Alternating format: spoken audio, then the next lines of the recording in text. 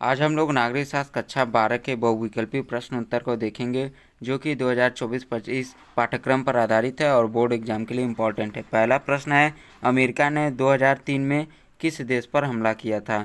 Important है। तो America ने 2003 में किस देश पर हमला किया था? चार ऑप्शन दिए हुए हैं, तो यहाँ पर सही आंसर जो है इराक है। Iraq, Afghanistan, Iran, Libya. तो इराक पर जो है अमेरिका ने 2003 में हमला किया था। देखिए, अमेरिका ने 2003 में इराक पर यह आरोप लगाते हुए क्या है हमला किया कि वहाँ क्या है, सामूहिक विनाश के हथियार हैं। कहीं ना कहीं इराक भी जो है 9/11 में जो हमले हुए थे, इराक के भी कहीं ना कहीं अल कायदा और भी जो है आतंकवादी संगठनों से क्या है जुड़ाव थे कहीं ना कहीं। इसीलिए क्या है अमेरिका ने 2003 में इराक पर क्या है आरोप लगाते हुए हमला किया था कि वहाँ क्या है सामूहिक विनाश के हथियार में और भी सारी चीज़ें जो है गलत गतिविधियाँ हो रही हैं और भी आतंकवादी जो चीज़ें हैं वहाँ पर होती हैं। इसीलिए 2003 में अमेरिका ने इराक पर हमला किया था। प्रश्न नंबर 2 है, अमेरिकी सामरिक शक्ति का सबसे बड़ा उदाहरण क्या है? पहला ऑप्शन है आर्थिक प्रभुत्व, दूसरा है सैन्य शक्ति, तीसरा है तकनीकी प्रगति, डी है उपरोक्त सभी। तो इसका सही आंसर जो हो जाएगा उपरोक्त सभी होगा, क्योंकि अमेरिकी जो सामरिक शक्ति है, देखिए सामरिक शक्ति पहले समझ लीजिए कि सामरिक शक्ति होता क्या है। कोई भी हथियार प्रणाली जो किसी भी दुश्मन पर उसके सैन्य, आर्थिक या राजनीतिक शक्ति के स्रोत पर हमला करने के लिए क्या है बनाई गई हो। यानी कोई भी हथियार प्रणाली हो जो क्या है दुश्मन पर उसके सैन्य, आर्थिक या राजनीतिक शक्ति के स्रोतों पर जो है हमला करने के लिए बनाई गई हो, उसे ही सामरिक शक्ति कहते हैं। इसमें क्या है कि किसी दूसरे देश के सैन्य अड्डे, आर्थिक तौर पर उसे कमज़ोर करना, राजनीतिक पार्टियों में जो है कहीं ना कहीं उसमें उसको जो है गिराना, और क्या है और उसके जो है प्रमुख इलाके हैं उसको एकदम क्या है नष्ट करना। इसे अमेरिकी शक्ति का जो है सामरिक शक्ति का सबसे बड़ा उदाहरण क्या है? तो अमेरिका जो है आर्थिक प्रभुत्व में भी बहुत मजबूत है, सैन्य शक्ति में भी बहुत मजबूत है, और क्या है तकनीकी प्रगति में भी मजबूत है। तो सही आंसर क्या हो जाएगा उपरोक्त सभी। अमेरिका की सामरिक शक्ति का आधार क्या है? उसकी आर्थिक, सैन्य और तकनीकी क्षमता है। अभी आपने बांग्लादेश में देखा होगा कि शेख हसीना जब जो है बांग्लादेश में तख्ता पलट हुआ तो उसमें शेख हसीना का बयान आया हुआ था, बहुत ही वायरल हो रहा था कि इसमें कहीं ना कहीं अमेरिका का हाथ है। तो सामरिक शक्ति में यही होता है कि किसी देश के जो है क्या हथियार प्रणाली होती है, कोई भी हथियार प्रणाली जो किसी दुश्मन पर उसके सैन्य, आर्थिक या राजनीतिक शक्ति के स्रोत पर हमला करने के लिए बनाई गई हो, तो कहीं ना कहीं उसको पूरी तरह से जो है नष्ट करना। तो अमेरिका की सामरिक शक्ति जो है वो काफ़ी मजबूत है, उसका आर्थिक, सैन्य और तकनीकी क्षमता है। तकनीक है तभी किसी भी देश में क्या तख्ता पलट आसानी से अमेरिका कर देता है, और भी चीज़ों में वो माहिर है। प्रश्न नंबर 3 को देखते हैं, अमेरिका ने अफगानिस्तान में तालिबान शासन को कब हटाया? चार ऑप्शन दिए गए हैं, 1966, बी 2001, सी 2005, डी 2010। तो इसका जो राइट आंसर है 2001 है। अमेरिका ने क्या है 2001 में जो 9/11 हमले हुए थे, हमले के बाद क्या है अमेरिका ने अफगानिस्तान पर हमला कर क्या है तालिबान शासन को जो है हटा दिया। तालिबान शासन को इसलिए हटाया गया कि अमेरिका जो है कहीं ना कहीं संदेह था, और उसको जो है उसके जो खुफिया विभागों द्वारा और भी चीज़ों द्वारा कहीं ना कहीं साक्ष्य मिले कि तालिबान जो है क्या है अल कायदा और उसामा बिन लादेन क्या था उसका जो है कहीं ना कहीं उनको पनाह दे रहा था, कि तालिबान जो है उसामा बिन लादेन और 9/11 जो हमले से जुड़े अल कायदा के सदस्य थे उनको कहीं ना कहीं पनाह दे रहा था। इसीलिए क्या है अमेरिका ने 2001 में 9/11 के हमले के बाद क्या है अमेरिका ने अफगानिस्तान पर हमला कर तालिबान शासन को जो है ख़त्म कर दिया, समाप्त कर दिया। लेकिन ध्यान रखिएगा 2021 में वापस से क्या है तालिबान शासन जो है अफगानिस्तान पर फिर से जो है कब्जा कर लिया। अमेरिकी सेना जो है फिर से वहाँ से हट गई। 2021 में वापस से फिर से तालिबान क्या है अफगानिस्तान पर फिर से जो है कब्जा कर लिया है। वर्तमान की यह बात हो रही है, ठीक है, 2021 से अभी तक। चलिए आगे के प्रश्न को देखते हैं। प्रश्न नंबर 4 है, अमेरिका के वर्ल्ड ट्रेड सेंटर पर आतंकवादी हमला कब हुआ था? बहुत ही मोस्ट इम्पॉर्टेंट प्रश्न है, ये पूछा जाता है। ध्यान रखिएगा कि अमेरिका के वर्ल्ड ट्रेड सेंटर पर जो है हमला कब हुआ था, यानी कि अमेरिका के विश्व व्यापार केंद्र पर आतंकवादी हमला कब हुआ था? चार ऑप्शन दिए हुए हैं, 11 सितंबर 2001, 15 अगस्त 2003, 26 जनवरी 2000, 5 जून 1999। तो इसका सही आंसर जो हो जाएगा 11 सितंबर 2001। पहला जो ऑप्शन है सही हो जाएगा। 11 सितंबर 2001 को क्या हुआ था, अमेरिका के वर्ल्ड ट्रेड सेंटर यानी कि विश्व व्यापार केंद्र और क्या है पेंटागन पर आतंकवादी हमला हुआ। यह घटना अमेरिका के इतिहास में सबसे बड़ा आतंकी हमला था। ध्यान रखिएगा, इस हमला से जो है अमेरिका जो है पूरा दहल गया था। इसमें क्या है कि इस हमले में जो है 3000 लोग मारे गए थे, 3000 से ज़्यादा भी बताए जाते हैं, 3000 के आसपास जो है लोग मारे गए थे। इसमें क्या है कि 4 हवाई जहाज़ों को क्या है जो है हाईजैक कर लिया गया था, उन्हें कहीं ना कहीं 4 विमान को, जिसमें क्या है आतंकवादियों द्वारा जो अल कायदा क्या है जो अल कायदा संगठन था उसके सदस्यों द्वारा जो है इसको क्या कर लिया गया कि 4 विमानों को हाईजैक कर लिया गया था। और इनको क्या है न्यूयॉर्क शहर के जो विश्व व्यापार केंद्र था यानी कि वर्ल्ड ट्रेड सेंटर था उसमें क्या है ट्विन टावर था, वहाँ पे क्या है 2 विमानों को जो है गिरा दिया गया, उसमें जो है नष्ट कर दिया गया वहाँ पर बम से हमले में। और उसमें क्या है बहुत सारे लोग मारे गए थे ट्विन टावर को। और जो है 2 विमान और कहाँ पे गिराया गया, 2 विमान जो था तीसरा विमान जो है पेंटागन पे गिराया गया था, पेंटागन में भी गिराया गया जिसमें 125 लोग जो है मारे गए थे। और क्या है विमान में बैठे 64 लोग सभी लोग मर गए। और उसके बाद क्या है चौथा विमान जो आपका गिराया गया था वो पेंसिल्वेनिया में गिरा था, चौथा विमान। ध्यान रखिएगा, इस हमले का जो है मास्टरमाइंड बताया जाता है वो कौन था, खालिद शेख मोहम्मद था। ध्यान रखिएगा, हमले का जो है 11 सितंबर 2001 को जो हमला हुआ था अमेरिका के विश्व व्यापार केंद्र पर, उसका जो मास्टरमाइंड था वो खालिद शेख मोहम्मद था। और जो इसके संगठन की जो जिम्मेदारी ली थी इसका जो वो कौन था, अल कायदा, उसके सदस्य थे आतंकवादी। और जो इसका प्रमुख कौन था, हमले का जो प्रमुख ओसामा बिन लादेन था, संगठन जो था अल कायदा उसका प्रमुख ओसामा बिन लादेन था, उसने जो है हमले की जिम्मेदारी ली। और इसी के बाद क्या अमेरिका ने जो है ओसामा बिन लादेन को जो है क्या मारकर ख़त्म किया था। तो ये जो है अमेरिका के इतिहास में बहुत ही बड़ा आतंकी हमला जो है बताया जाता है जिससे बहुत ही बड़ी दुर्घटना हुई थी। ध्यान रखिएगा, और ये मोस्ट इम्पॉर्टेंट प्रश्न है क्योंकि ये पूछा जाता है। चलिए आइए अब आगे की तरफ बढ़ते हैं। प्रश्न नंबर 5 को देखते हैं, नाटो की स्थापना किस वर्ष हुई। तो नाटो की स्थापना 4 ऑप्शन दिए गए हुए हैं, 1948, 1949, 1950, 1951। तो राइट ऑप्शन होगा 1948। 4 अप्रैल 1948 को क्या है नाटो की स्थापना हुई थी। ध्यान रखिएगा 4 अप्रैल 1949, यहाँ पर देखिएगा मैंने गलत बोला, 1949 है, ठीक है, 1948 नहीं 1949। 4 अप्रैल 1949 को क्या है नाटो की स्थापना हुई थी। यहाँ पर देखिए यहाँ 1949 में हुई थी, 4 अप्रैल 1949 को, ठीक है। नाटो की स्थापना हुई थी, कहाँ पर हुई थी, अमेरिका के वाशिंगटन के डीसी शहर में। और जो है उस समय वर्तमान में 12 सदस्य शामिल होकर उस समय क्या है नाटो का जो है स्थापना किए हुए थे। उस समय जब 4 अप्रैल 1949 को हुआ तो नाटो में 12 सदस्य देश शामिल थे। वर्तमान में इसमें कितने सदस्य देश हैं कमेंट करके आप लोग बताइएगा। इसे बोलते हैं उत्तर अटलांटिक संधि संगठन। यह क्या है एक सैन्य गठबंधन था। यह संगठन क्या है सामूहिक सुरक्षा के लिए बनाया गया था। यह कहीं न कहीं क्या है सोवियत संघ के बढ़ते प्रभुत्व, जब शीत युद्ध का दौर चल रहा था, जब 1945 के बाद से शीत युद्ध शुरू हो गया था तो 45 के कुछ सालों बाद यह निर्माण हुआ 4 अप्रैल 1949 को। तो उसी समय बनाया गया ताकि सोवियत संघ के प्रभुत्व, अगर कल को सोवियत संघ ज़्यादा मजबूत हो कोई हमला करे तो क्या है हम सभी मिलकर सैन्य गठबंधन करें और मिलकर जो है हमला करेंगे। इसीलिए क्या है नाटो का उस समय निर्माण किया गया था। उस समय उत्तर अटलांटिक संधि संगठन यह वर्तमान में आज भी है क्योंकि अमेरिका द्वारा बनाया गया था। इसे अंग्रेजी में नॉर्थ अटलांटिक ट्रीटी ऑर्गेनाइजेशन बोलते हैं। ध्यान रखिएगा, इंपॉर्टेंट प्रश्न है, पूछा जाता है। 4 अप्रैल 1949, ये बात आप लोग ध्यान रखिएगा। चलिए आगे की प्रश्न को देखते हैं। प्रश्न नंबर 6, किस अमेरिकी राष्ट्रपति ने क्या है नई विश्व व्यवस्था की परिकल्पना दी। किस अमेरिकी राष्ट्रपति ने नई विश्व की परिकल्पना दी। 4 ऑप्शन दिए हुए हैं, Ronald Reagan, George Bush senior, C जो है बिल क्लिंटन और डी जो है बराक ओबामा। तो इसका जो राइट आंसर हो जाएगा बी हो जाएगा George Bush senior. George Bush senior थे। ध्यान देखिएगा जॉर्ज बुश सीनियर ने क्या है शीत युद्ध के अंत के बाद नई विश्व व्यवस्था की परिकल्पना की, जिसमें क्या है अमेरिका ने विश्व में शांति और स्थिरता स्थापित करने की जो है बात कही। जब शीत युद्ध का अंत खत्म हुआ, जाहिर सी बात है जब शीत युद्ध का माहौल चल रहा था तो क्या विश्व में जो है अशांति थी, न कि शांति। तो जैसे ही शीत युद्ध का अंत हुआ तो उसके बाद क्या है, जॉर्ज बुश सीनियर जो थे अमेरिका के राष्ट्रपति, उन्होंने क्या है नई विश्व व्यवस्था की क्या है जो है उन्होंने परिकल्पना दी, जिससे क्या है कि अमेरिका ने क्या है विश्व में शांति और स्थिरता स्थापित करने की बात कही। प्रश्न नंबर 7 को देखते हैं। अमेरिका में कुल कितने राज्य हैं?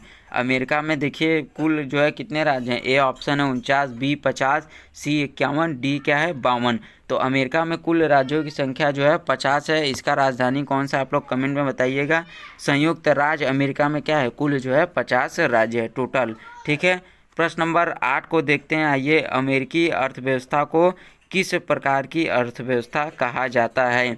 ध्यान रखिएगा, इंपॉर्टेंट प्रश्न पूछा जाता है। अमेरिकी अर्थव्यवस्था को किस प्रकार की अर्थव्यवस्था कहा जाता है? तो 4 ऑप्शन दिए हुए हैं, समाजवादी, साम्यवादी, पूंजीवादी, मिश्रित। शीत युद्ध का दौर और भी चैप्टर आप लोगों ने पढ़ा होगा, तो यही ठन से आप लोग उत्तर समझ गए होंगे।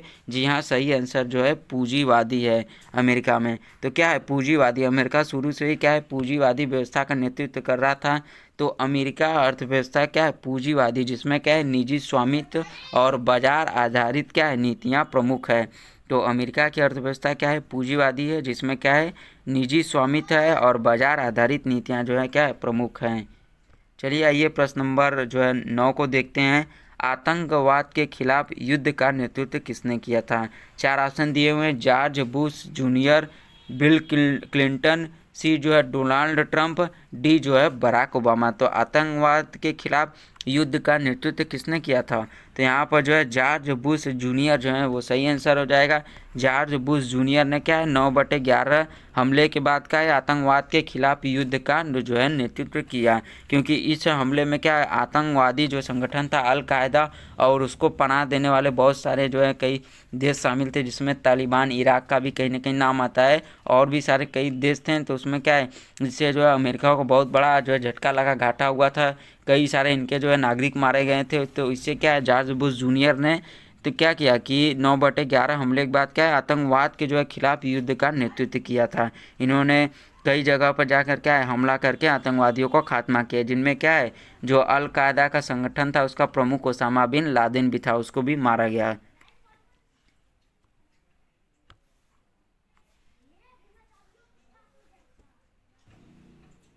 चलिए आइए 10वें प्रश्न को देखते हैं। ये प्रश्न देखिए मैंने पिछले वीडियो में भी इसके बारे में अच्छे तरीके से डिटेल से बात की है, और भी पिछले जो वीडियो मैंने बनाया है। अमेरिका का मार्शल प्लान किससे संबंधित था? तो मार्शल प्लान किससे संबंधित था उससे पहले सबसे पहले समझते हैं मार्शल प्लान। ये मार्शल कौन थे? मार्शल कौन थे? अमेरिका के विदेश सचिव थे, जो एक व्यक्ति थे जो है कौन, जो कि अमेरिका के विदेश सचिव थे। इन्होंने क्या है देखिए यूरोप में इन्होंने अरबों डॉलर सहायता देने की योजना बनाई। इसको पहले और समझेंगे, लेकिन पहले यहाँ पर देख लेते हैं प्रश्न क्या है एक बार। अमेरिका का मार्शल प्लान किससे संबंधित था? 4 ऑप्शन दिए हुए हैं, एशिया की पुनर्निर्माण योजना, बी जो है यूरोप की पुनर्निर्माण योजना, सी जो है अफ्रीका की पुनर्निर्माण योजना, डी जो है लैटिन अमेरिका की पुनर्निर्माण योजना। तो यहाँ पर जो राइट आंसर हो जाएगा वो यूरोप की पुनर्निर्माण योजना है, ध्यान रखिएगा। और ये जो है मार्शल कौन थे मैं आपको बता रहा था, ये विदेश सचिव थे किसके? अमेरिका के, उस समय 1947 में। तो शीत युद्ध का दौर चल रहा था जब 1947 बात आ गया 1945 के बाद। तो जो यूरोप था वहाँ क्या विश्व युद्ध जब हुआ था तो यूरोप के कई देशों को जो आर्थिक कहीं ना कहीं सहायता देने जो उनका क्षतिपूर्ण हुआ था, उनको क्या है कि विदेश सचिव जो थे मार्शल अमेरिका के, उन्होंने उस समय योजना बनाई 1947 में कि एक मार्शल प्लान बनाया, जिससे क्या है कि मतलब जो यूरोपीय देश थे उनको क्या है अरबों डॉलर जो है कहीं ना कहीं वे क्या करेंगे सहायता देंगे, जिससे क्या है युद्ध के प्रभाव की जो क्षति है वो उसको कहीं ना कहीं पूरा कर सके, जो द्वितीय विश्व युद्ध के समय हुआ था। किसको देंगे? यूरोपीय देशों को। इसका कहीं ना कहीं शीत युद्ध के समय दिया गया था। तो इसका विचार यही था कि अगर हम लोग ऐसा नहीं करेंगे तो यूरोप के वे सभी देश जो द्वितीय विश्व युद्ध के दौरान जिनकी क्षति हुई है, जिनका जो है आर्थिक स्थिति कमज़ोर हो गया है, वो किस में शामिल हो जाएंगे? सोवियत संघ में मिल जाएंगे, यानी कि यूएसएसआर। इसीलिए जो है अमेरिका के जो विदेश सचिव थे मार्शल, इन्होंने क्या है मार्शल प्लान बनाया, जिसमें क्या है यूरोपीय देशों को क्या है आर्थिक सहायता देना था। इसमें क्या है अरबों डॉलर इन्होंने सहायता देने की योजना बनाई थी। तो इसका सही आंसर है बी, यूरोप के पुनर्निर्माण की योजना। मार्शल प्लान देखिए मैंने बताया कि 1948 47 48 बताया जाता है, अमेरिका द्वारा क्या यूरोप के पुनर्निर्माण और आर्थिक सहायता के लिए शुरू किया गया था, 47 से 48 के तक। ठीक है,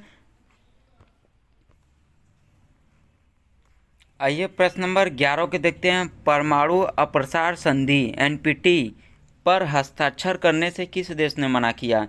परमाणु अप्रसार संधि जो था एनपीटी, उस पर हस्ताक्षर करने से किस देश ने मना कर दिया कि इसमें क्या है कि परमाणु हथियारों का निर्माण या और भी चीज़ क्या है परमाणु से संबंधित आप नहीं करेंगे। तो इस पर जो है हस्ताक्षर करने से किस देश ने मना किया था?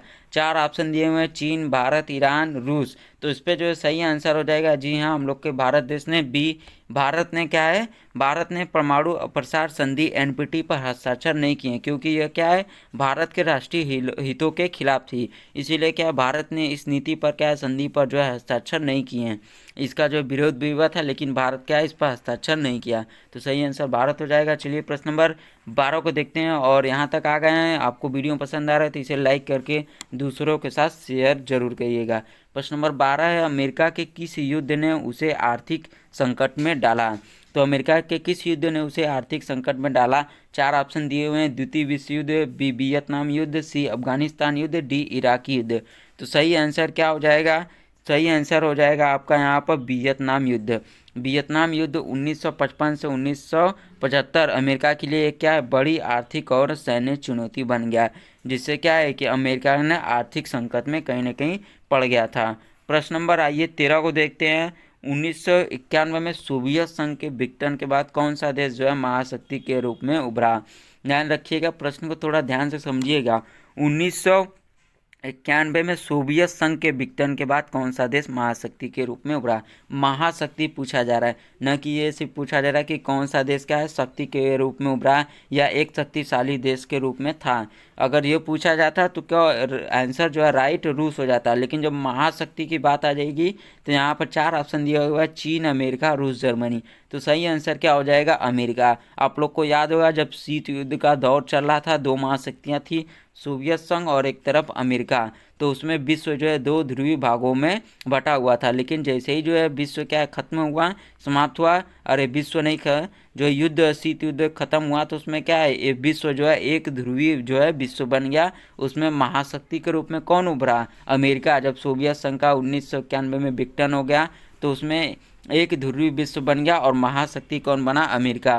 तो यहाँ पर राइट आंसर अमेरिका हो जाएगा, क्योंकि पूछा जा रहा है सोवियत संघ के विघटन के बाद कौन सा देश महाशक्ति के रूप में। इस प्रश्न को और भी तरीकों से पूछा जाता है और इसी में एक और प्रश्न ये भी पूछा जाता है कि 1991 में सोवियत संघ का जब विघटन हुआ था कौन सा देश शक्तिशाली जो है सबसे शक्तिशाली देश के रूप में उभरा? तो उसमें जो रूस था, क्योंकि सोवियत संघ में जो विघटन हुआ था, सोवियत संघ जब टूटा तो सबसे शक्तिशाली देश के रूप में कहीं ना कहीं रूस था, लेकिन रूस महाशक्ति नहीं रह गया लेकिन शक्तिशाली देश था। किसमें? जो सोवियत संघ में शामिल देश थे उन देशों के मुकाबले। ठीक है, ध्यान रखिएगा। अब प्रश्न नंबर जो है आइए आगे की तरफ देखते हैं। प्रश्न नंबर 14, खुला द्वार की नीति किस देश ने अपनाई? खुला द्वार की नीति किस देश ने अपनाई? अगर आप लोग अर्थशास्त्र से लिए होंगे 12 में तो आप लोग ये आंसर जान रहे होंगे। देखिए 4 ऑप्शन दिया हुआ है, भारत, चीन, जापान, रूस। 4 ऑप्शन दिया हुआ है, भारत, चीन, जापान, रूस। तो सही आंसर जो है वो चीन है। तो देखिए चीन ने 1978 में क्या है खुला द्वार नीति अपनाई, जिससे क्या है उसने विदेशी निवेश और व्यापार को बढ़ावा दिया। यही देन है कि कहीं ना कहीं आज चीन क्या है तेज़ी से बहुत ही तेज़ी से विकास कर रहा है। इसकी आर्थिक व्यवस्था और भी बहुत सारी चीज़ें क्या है बहुत तेज़ी से बढ़ रही है। उसमें जो विदेशी कंपनियां निवेश कर रही है और व्यापार भी बहुत ही तेज़ी से चाइना जो है कर रहा है। उसकी अर्थव्यवस्था भी कहीं ना कहीं धीरे धीरे अगर देखा जाए तो अमेरिका को कहीं ना कहीं लगभग टक्कर देता है, क्योंकि चीन की भी अर्थव्यवस्था अच्छी खासी है। तो चीन ने क्या किया था 1978 में खुला द्वार जो है नीति अपनाया था, जिससे उसकी विदेश निवेश और व्यापार को बढ़ावा मिला। चलिए आइए प्रश्न नंबर 15 को देखते हैं। अमेरिका ने जापान के किस शहर पर परमाणु बम गिराया था? मोस्ट इम्पॉर्टेंट प्रश्न है, ये भी प्रश्न जरूर पूछे जाते हैं, मोस्ट इम्पॉर्टेंट है, ध्यान रखिएगा, क्योंकि इसी में कहीं ना कहीं इसी के बाद भी शीत युद्ध का दौर शुरू हो गया था और ये प्रश्न जरूर पूछा जाता है। जापान के किस शहर पर परमाणु बम गिराया था? 4 ऑप्शन दिए हुए हैं, ए नागासाकी, बी हिरोशिमा, सी जो है ओसाका, डी जो है टोक्यो। 4 ऑप्शन दिए हुए, नागासाकी, हिरोशिमा, सी जो है ओसाका, डी जो है टोक्यो। अमेरिका ने जापान के किस शहर पर परमाणु बम गिराया था? तो बी जो है हिरोशिमा। ध्यान रखिएगा, अमेरिका ने 6 अगस्त 1945 को हिरोशिमा और 9 अगस्त 1945 को नागासाकी पर परमाणु बम गिराया। यहाँ पे देखिए ये क्वेश्चन थोड़ा गलत हो गया है।